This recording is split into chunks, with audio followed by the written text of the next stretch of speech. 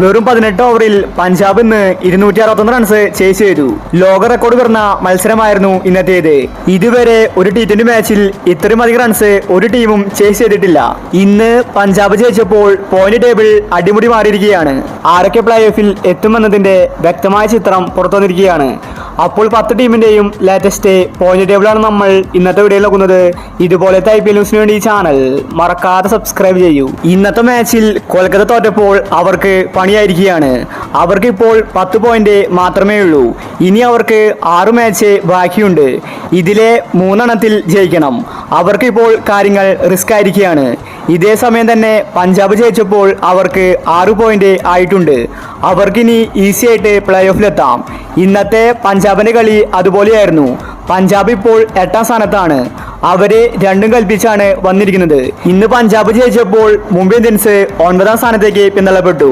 മുംബൈയുടെ play off പ്രതീക്ഷ കുറഞ്ഞിരിക്കുകയാണ്. മുംബൈക്ക് ഇനി കയറി വരാൻ സാധ്യത കുറവാണ്. പഞ്ചാബിന്റെ വിജയം പോയിന്റ് ടേബിൾ മാറ്റിമറിച്ചു.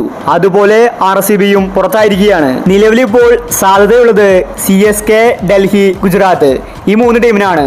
ഈ 3 ടീമും സെയിം ആണ്. 3 ടീമിനും 8 പോയിന്റ് ഉണ്ട്. 9 മാച്ച് കളിച്ചു കഴിഞ്ഞു. ബാക്കിയുള്ള 5 മാച്ചിലെ 4 എണ്ണത്തിലും ജയിക്കണം. അതത്ര ഈസിയല്ല. ചെന്നൈ ടീം ഈ കടമ കടന്ന് പ്ലേ ഓഫിലെത്താൻ സാധ്യതയുണ്ട്. നിലവിലിപ്പോൾ 90% പ്ലേ ഓഫ് ഉറപ്പിച്ച 2 ടീമുകളേ ഉള്ളൂ. ഒന്ന് രാജസ്ഥാൻ, 2 കൊൽക്കത്ത. രാജസ്ഥാന് 14 പോയിന്റ് ഉണ്ട്.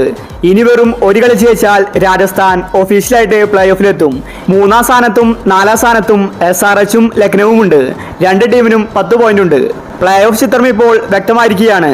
രാജസ്ഥാൻ, കൊൽക്കത്ത, SRH. 4ാം സ്ഥാനത്ത് ലക്നൗ അല്ലെങ്കിൽ CSK. മുംബൈ RCBക്ക് കയറാൻ സാധ്യതയില്ല. അപ്പോൾ ഇതുപോലത്തെ IPL ന്യൂസിന് വേണ്ടി ഈ ചാനൽ മറക്കാതെ സബ്സ്ക്രൈബ് ചെയ്യൂ.